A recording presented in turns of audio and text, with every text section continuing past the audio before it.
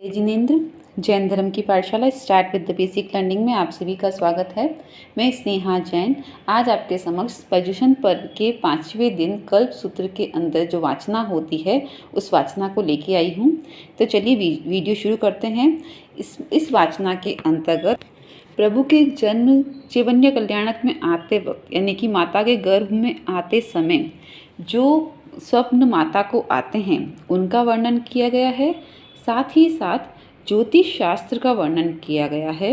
यहाँ एक बात विशेष आपको बतानी आवश्यक है कि जैन धर्म कभी भी ज्योतिष शास्त्र को उजागर नहीं करता है, लेकिन सिर्फ कल्प सूत्र में ही इसका उजावना क्यों हुआ है उसके बारे में, उसके पीछे जो कारण है उसके बारे में भी आगे मैं आपको इस वीडियो में बताऊंगी। तो चलिए इस वीडियो को शुरू करते हैं। सबसे पहले माता को कुल 14 स्वप्न आते हैं। त्रिशला माता को महावीर स्वामी जब गर्भ में आते हैं तो 14 स्वप्न आते हैं, लेकिन शास्त्रों में ये कहा गया है कि 23 तीर्थंकरों की माता को 14 स्वप्न आते हैं, लेकिन सिर्फ महावीर स्वामी जी की माता हैं जिनको 42 स्वप्न आते हैं, क्योंकि उनका गर्भ परिवर्तन हुआ था। तो वह पहले वो देवानंदा पंडिताइन के घर के गर्भ में आए थे, उस समय उन्हें 14 स्वप्न आए थे और वह स्वप्न उनके मुंह से प्रवेश किए थे।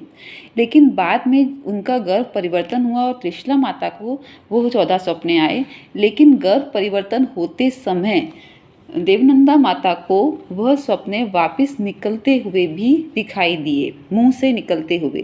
इस तरह से सिर्फ महावीर स्वामी जी के चैवन्य कल्याणक में 42 स्वप्न लिखे गए हैं। इन सभी स्वप्नों का अलग अलग अर्थ है, जैसे हाथी, वृषभ, सिंह, लक्ष्मी, इन सब का अपना एक अर्थ है।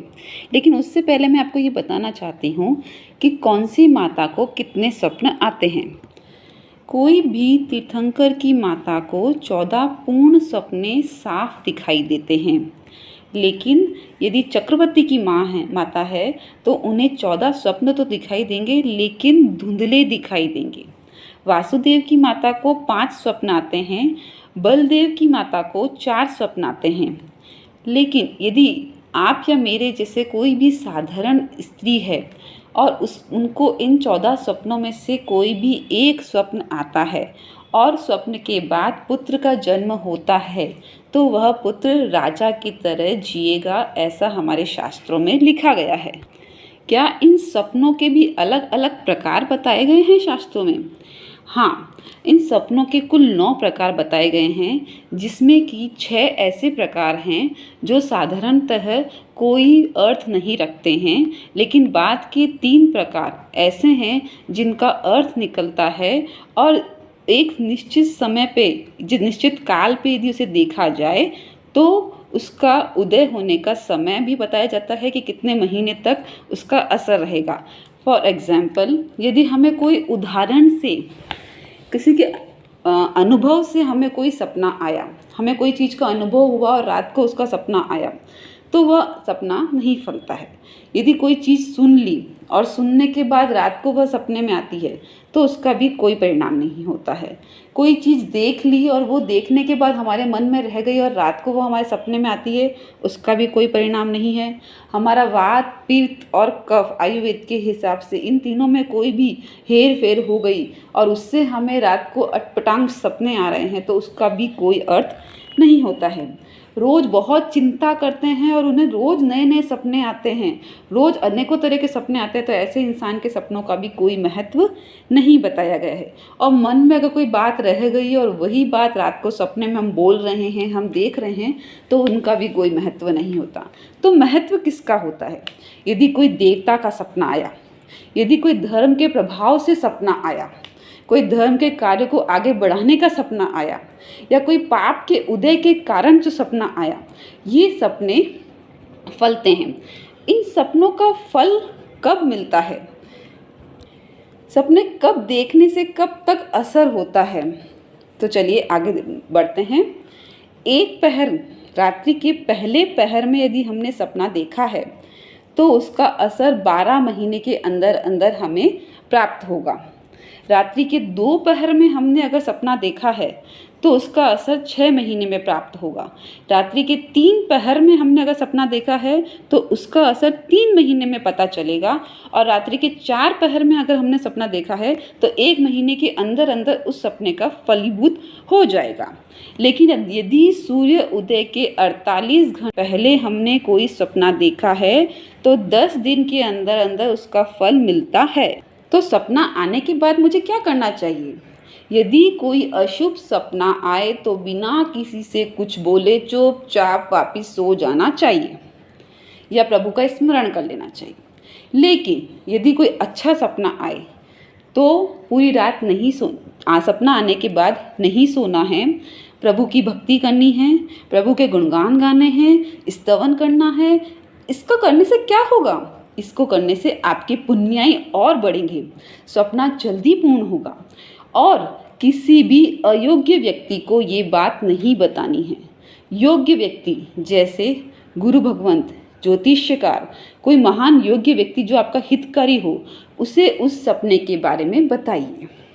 चलिए, ये तो हो गई सपने के प्रकार। अब आप ये बताइए कि क्यों हमारे जैन धर्म में ज्योतिष शास्त्र को बताया गया? इसके पीछे भी एक रहस्य है। जैसे ही भगवान देवानंदी माता के गर्भ में आए, वो एक ब्राह्मणी थी। जब उनके गर्भ में आए तो उन्हें 14 स्वप्न आए। 14 स्वप्न आते ही वो उठे और उनके मुख पे एक बहुत ही उज्जवल आभा थी। उनका मन बहुत प्रसन्न था और उन्होंने वो सारी बात अपने पति को बताई। ब्राह्मण देव ने जब शास्त्रार्थ खोले तो उन्होंने देखा, इसमें कल्पसूत्र में एक शास्त्र भी है, अष्टांग निर्मित शास्त्र, जिस शास्त्र में इन सब का वर्णन किया गया है।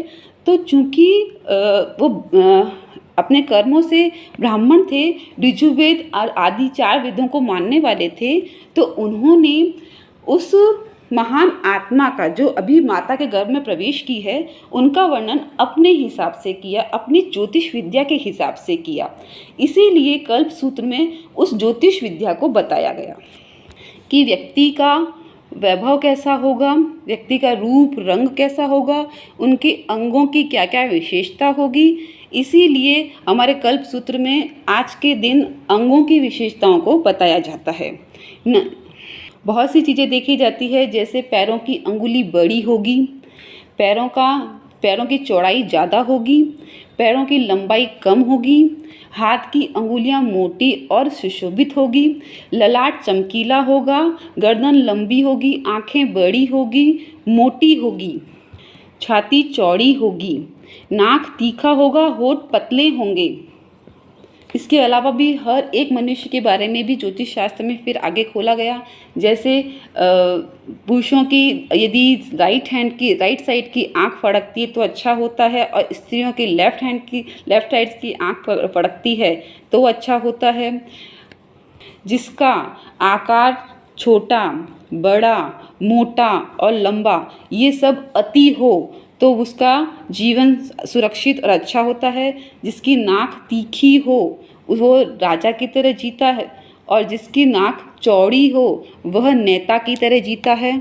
इस तरह से अनेकों तरह के ज्योतिष शास्त्र नक्षत्रों के बारे में उस समय कहा गया। लेकिन जैसे ही माता का गर्भ परिवर्तन हुआ और त्रिशला माता के गर्भ में भगवान का चैवन्य कल्याणक हुआ, भगवान गर्भ में आए, तब हमारे शास्त्रियों ने उन 14 स्वप्नों का अलग अलग वर्णन किया। हमारे जैन साधुओं ने उनका जो तीर्थंकर का वर्णन होना चाहिए वैसा वर्णन प्रस्तुत किया। और यहाँ ये बात ध्यान रख लेना कि इन स्वप्नों में से जो स्वप्न मैं आगे बता रही हूँ, इन स्वप्नों में से जो भी स्वप्न किसी भी गर्भवती माँ को आते हैं तो उनका क्या परिणाम होता है वो आगे बताया गया। जैसे हाथी,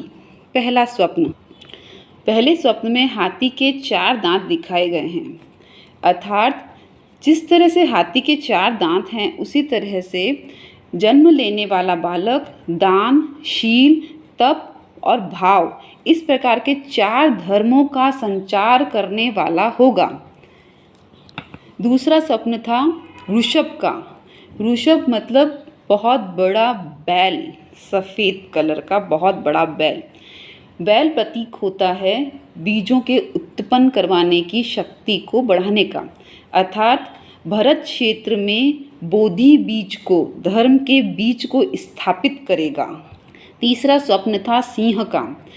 कामदेव विषय वासना वाले सभी अवगुणों को त्याग कर सर्वश्रेष्ठ राजा होगा, सर्वश्रेष्ठ स्वामी होगा। उसके बाद है लक्ष्मी जी। यहाँ लक्ष्मी जी का मतलब ये नहीं कि हम लक्ष्मी जी की पूजा करें तो बहुत वैभव हमारे पास आए। यहाँ पे हमारे ग्रंथों में ये लिखा गया है कि अपार धन संपत्ति को भी प्राप्त करने के बाद भी उसकी लुलुपता उनको नहीं होगी, उनके प्रति कोई राग द्वेष उनके पास नहीं होगा। वो उस अपार धन संपत्ति को भी त्यागने के लिए राजी होंगे, यानी लक्ष्मी जी भी उनके सामने नतमस्तक होगी। अगला है फूलों की माला। यहाँ फूलों की माला 1 या 2 फूल की माला नहीं, बल्कि 6 अलग अलग ऋतुओं के फूलों की माला है जो कल्प वृक्ष से आई है। इन फूलों की माला का प्रतीक है कि तीनों लोक के जो भी है, जीव जंत देवी देवता कोई भी होगा, तीनों लोक का, वे तीनों लोक के प्राणी प्रभु की आज्ञा के आगे नतमस्तक होंगे। यानी कि जो ये बालक जन्म ले रहा है, ये जो भी कहेगा, तीनों लोक के हर एक प्राणी उसकी बात मानेंगे। ये होती है फूलों की माला के चिन्ह का, के स्वप्न का होने का प्रभाव। अगला है चंद्रमा। पृथ्वी, जिस तरह पृथ्वी को चंद्रमा शीतलता प्रदान करता है, उसी तरह इस बालक की आभा जिसके समक्ष भी प्रस्तुत होगी, उसके सारे राग देश सब कुछ शांत होकर वो इतनी शीतलता प्राप्त करेगा, इस बालक के चारों तरफ जो भी रहेगा उसे एकदम शीतलता मिलेगी। अर्थात चंद्रमा का स्वप्न यदि किसी माता को आता है तो समझ लेना आपका बालक इतना शीतल और सुशील होगा कि वो तीनों लोक में जहाँ भी जाएगा वहाँ सभी जगह सुख और शांति प्रदान करने वाला होगा। अगला है सूर्य। सूर्य अंधकार को काटता है, लेकिन यहाँ का सूर्य एकदम सौम्य है, यानी तेजस्वी तो होगा और भावमंडल से युक्त भी होगा, लेकिन अपना तेजस्व पूरे विश्व में सुख शांति के लिए फैलाएगा। ध्वजा का चिन्ह का मतलब है सभी क्षेत्रों में धर्म का प्रचार करेगा, प्रसार करेगा और सद्गुणों को बढ़ाएगा। अगला है पूर्ण कलश। पूर्ण कलश का मतलब जो पानी से पूरा भरा हुआ है, जिसके चारों तरफ कमल सुशोभित हैं, जिसकी आभा चारों तरफ फैली हुई है, ऐसे कलश का फल, ऐसे कलश को देखने वाले का प्रतीक यह है कि यह व्यक्ति हमेशा धर्म के महल में शिखर पर बैठेगा, सबसे ऊपर रहेगा। ये पूर्ण व्यक्ति है, जो भी जन्म लेने वाला है ये पूर्ण है, इसको कभी किसी चीज़ की कोई कमी नहीं रहेगी, ये शिखर पर बैठने वाला व्यक्ति होगा। पद्म सरोवर। अगला है पद्म सरोवर। पद्म सरोवर मतलब फूलों से, कमल के फूलों से भरा हुआ सरोवर। अर्थात ये जो बालक पैदा होने वाला है, ये बालक इतना पुण्यशाली होगा, इतना इसकी महिमा विख्यात होगी कि देवता भी इनके लिए, इनके कदमों पे फूलों का निर्माण करेंगे, स्वर्ण कमलों का निर्माण करेंगे। यह देवता इतने पावरफुल होंगे कि यह जो जन्म लेने वाला बालक है ये इतना ताकतवर, इतना शक्तिशाली होगा कि इसके पैर जमीन पे नहीं रहेंगे। उसे के लिए देवता इसके लिए पद्म सरोवर, कमल के सरोवर के फूलों का निर्माण करेंगे। क्षीर समुद्र अर्थात रत्नों से भरा हुआ समुद्र। यहाँ रत्न सोना चांदी हीरे मोती नहीं हैं, यहाँ रत्न है धर्म, शासन, केवल ज्ञान। यानी कि ये जो पैदा होने वाला बालक है ये केवल ज्ञानी होगा, इसे हर तरह का ज्ञान प्राप्त होगा। अगला है देव विमान। ऐसे प्रभु होंगे, ऐसा पूजनीय व्यक्ति होंगे जो कि देवों के द्वारा भी पूजनीय होंगे। देव विमान भी इनके लिए आएंगे, उनके आगे नतमस्तक होंगे। रत्नों का ढगला यानी रत्न राशि, अर्थात रत्नों के किले पर बैठकर। भगवान को कोई रत्न की आवश्यकता नहीं है, भगवान को किसी भी तरह के कोई भी चीज़ की आवश्यकता नहीं है, लेकिन देवों के द्वारा इतना सुंदर संवत्सरण की स्थापना की जाएगी जिसमें यह बैठेंगे और अपनी देशना देंगे कि जिसकी आभा को देखने के लिए सभी देवी देवता हर तरह का प्राणी वहाँ मौजूद होगा और वहाँ प्रभु की देशना को सुनेगा। तो इतना सुंदर ये एक माहौल बनाया जाएगा, इस बालक के लिए इतना सुंदर माहौल बनाया जाएगा कि इसे रत्न राशि प्रदान होगी, यानी कि रत्न के किले पे बैठ के ये उपदेश देगा। अग्नि निधूप, अग्नि निधूप का मतलब होता है ऐसी अग्नि जो प्रज्वलित तो ज्वाला की तरह होगी, लेकिन उसमें एक बूंद भी धुएं मात्र की नहीं होगी, यानी बिना धुएं के अग्नि का प्रज्वलित होना। ये प्रतीक होगा कि जिस तरह अग्नि में जला के सोने को पवित्र किया जाता है, उसी तरह ये अपनी आत्मा को भी पवित्र करेंगे। यानी कि ये जीव जिस चीज़ से मिलेंगे वो स्वयं की ये जीव खुद की आत्मा को तो पवित्र करेंगे ही करेंगे, साथ में जिन जिन को मिलेंगे उन सबकी आत्मा को भी पवित्र करते जाएंगे। तो देखा आपने हमारे शास्त्रों में इन 14 स्वप्नों का क्या अर्थ है।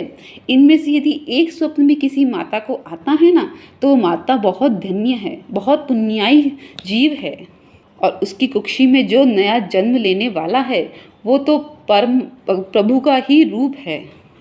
देखिए हमारे शास्त्रों में हर एक चीज़ का कितना अच्छा वर्णन किया गया है। इसीलिए तो कहते हैं कि तीर्थों में राजा है शत्रुंजय, पर्वों में राजा है पर्व पज्यूषण, और ग्रंथों में राजा है कल्पसूत्र। कल्पसूत्र छोटा मोटा ग्रंथ नहीं है, हजारों लाखों साल की मेहनत और न जाने कितने वर्षों का अनुभव ग्रहण करने के बाद हमारे ग्रंथकारों ने इसे लिखा है।